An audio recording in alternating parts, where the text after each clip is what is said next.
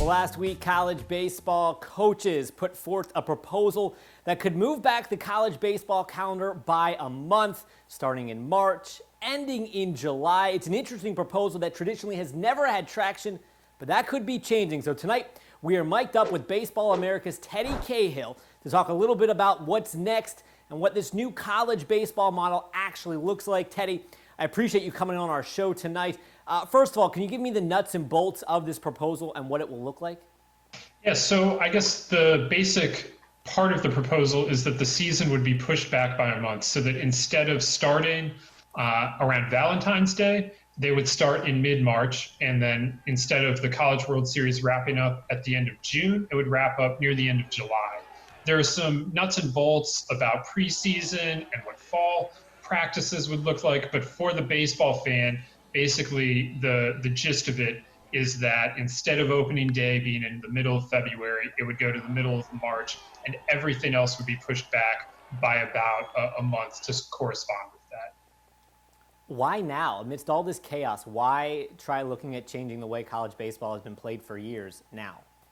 Yeah, so this is something that's been talked about for a long time. It's never really gotten this kind of momentum. The reason why maybe it's getting more momentum now is partially because of the chaos. We've already seen 2 baseball programs eliminated since the middle of May.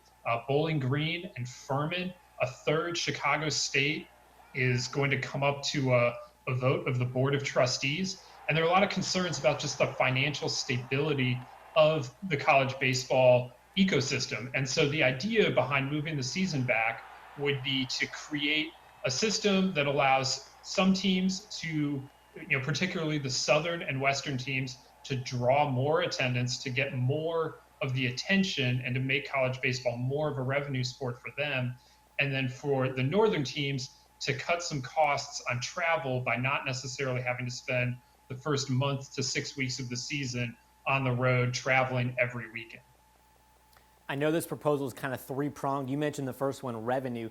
The other two really are about players and giving them better living situations and better academic situations. Can you go through those? Yeah, so the thrust for the players is that this would be better academically because, again, for a lot of college baseball players, they spend the first month of the season on the road traveling to games, and that means a lot of missed classes. So it's pretty obvious that more time in classes, less time in airports equal better grades. They also, through this, would kind of lighten a player's load in the fall, giving them more of a chance to have a truer academic experience in the fall. And then the other part of this is kind of like more about the preparation that the players are able to have.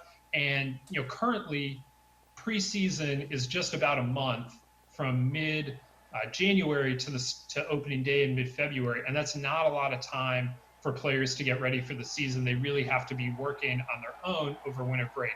If you push the season back, you get more time to build up.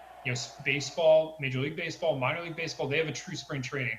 This would create something of a spring training, and the hope is that would decrease injuries. And again, in conjunction with a lessened fall, that's less time that these players have, more of an off season, less of a jam at the start of January and into February.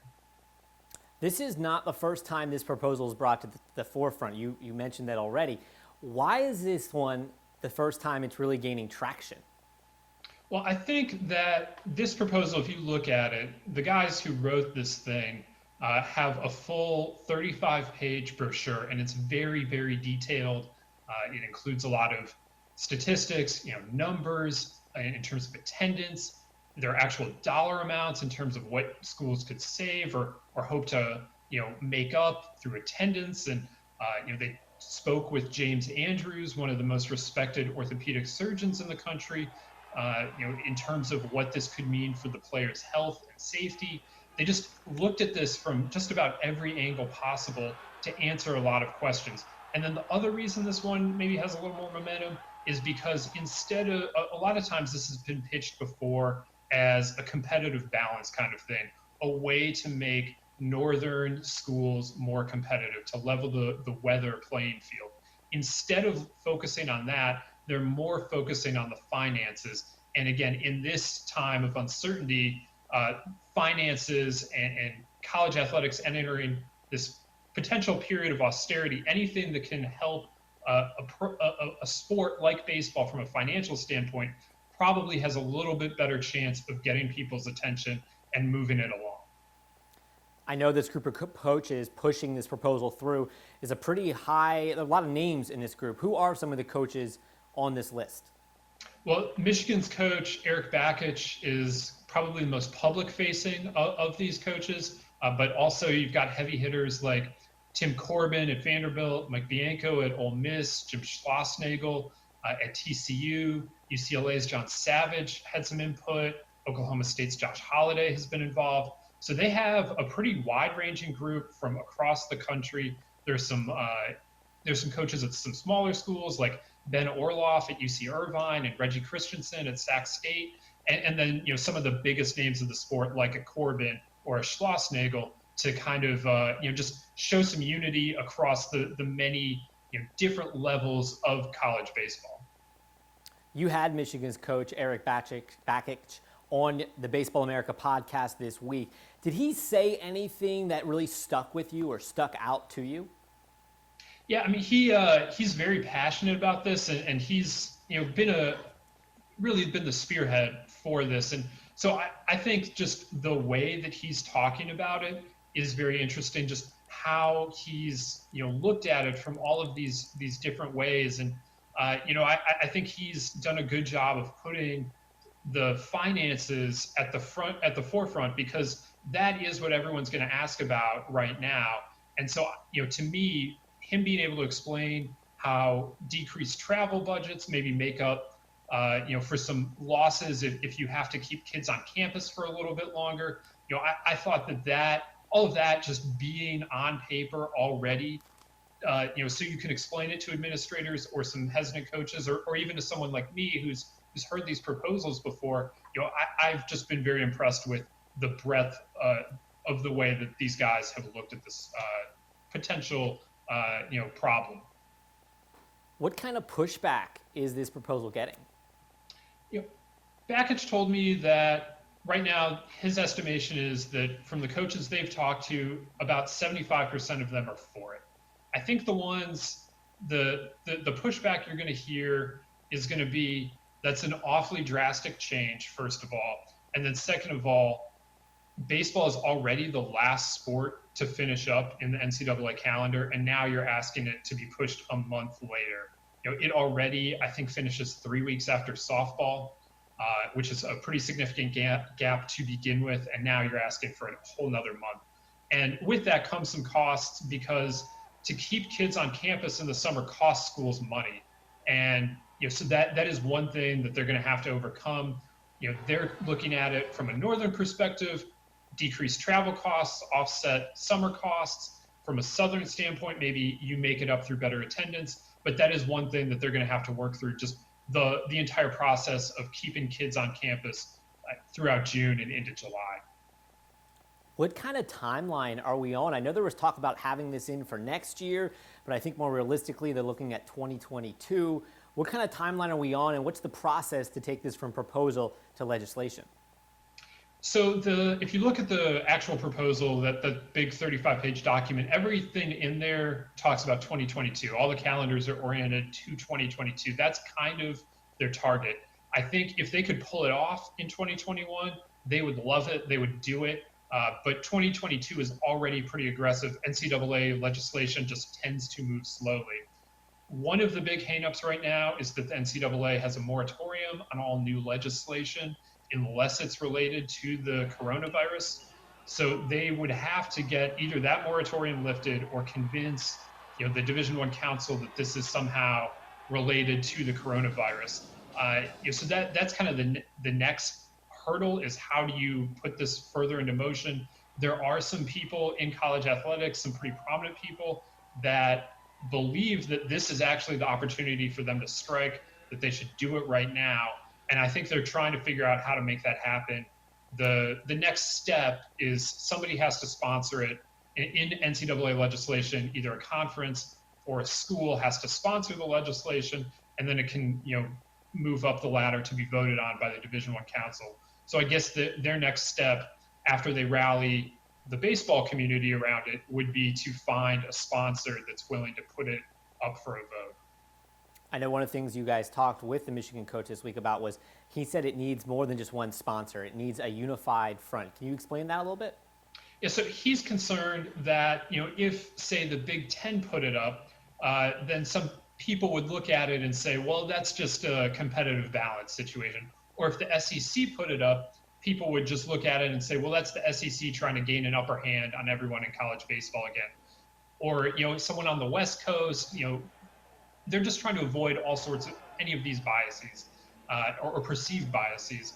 And if you can get multiple conferences or a few institutions to put their stamp on it, again, like their overall committee, they would show that there's more behind it. It's not just one school. It's not just one area of the country that wants it. That a lot of people want it, and that would help it to advance forward. We are speaking with Teddy Cahill from Baseball America. We're talking about the new college baseball model that would push back the season 1 month starting in March, ending in July. What is the biggest obstacle? We've talked a lot about the nuts and bolts and the process, but what's the biggest obstacle between proposal and legislation? What stands in their way? Well, I think the biggest obstacle, if they iron out all the details, if they get everyone in baseball on board, you still have to then, it's one thing to convince your peers that this is the way to go. It's another thing to convince your bosses. And so I think that, in baseball, they've had some trouble passing legislation recently. Baseball fans are probably familiar with the third assistant coach proposal that was defeated by the Division I council. So right now, they're kind of just trying to, I would say that the big challenge would just be convince athletic directors that this is a good idea. And the financial aspects are going to be what gets the athletic directors and school presidents and everyone in management's attention, because right now baseball is not a revenue sport. Only about half a dozen schools make money on the sport. Another group, which isn't a particularly large group, but it is larger than a half dozen, break even. So if they can find a way to convince everyone that this actually will work to provide financial stability to a sport that is a money loser around the country, then they probably can get people's attention. But they're really going to have to be able to sell that aspect of it, I think. Of course, two of those teams you were just talking about, LSU and, of course, Louisiana Raging Cajuns, two bigger baseball schools right here in our viewing area. Last question for you. Can you reach into your Magic 8 Ball and tell me, will this happen in the next couple years? Will we see this new model and a later start date? I think the easy bet is to say no. Like that's the knee-jerk, just NCAA legislation is difficult to achieve. But I cannot remember a time where things are as uncertain as they are right now in the college baseball landscape. Obviously, the larger college sports landscape, but just within college baseball, there's a lot of uncertainty caused by the financial crunch that institutions are facing. And there just seems to be in college athletics broadly right now a willingness to look at bold proposals. And that's what this is. This is a bold proposal. This is something that's been talked about before, but to have it all on paper, to be as detailed as they've been, to be as all-encompassing as they've been, I think that this is the time for something like that to happen. So right now I'm kind of leaning towards it might be a reality within the next couple of years. There are a lot of hurdles still to come, but I have been very impressed by the way college baseball coaches have lined up for it, and the finances, through a basic look through seem to line up. If athletic directors on their more significant looks through the books agree with that, I think this is a real possibility moving forward. He's Teddy Cahill, a college baseball writer for Baseball America. Teddy, I appreciate you coming on our show with us tonight. Absolutely. Thanks a lot for having me. It's a fun time. It is. Thank you.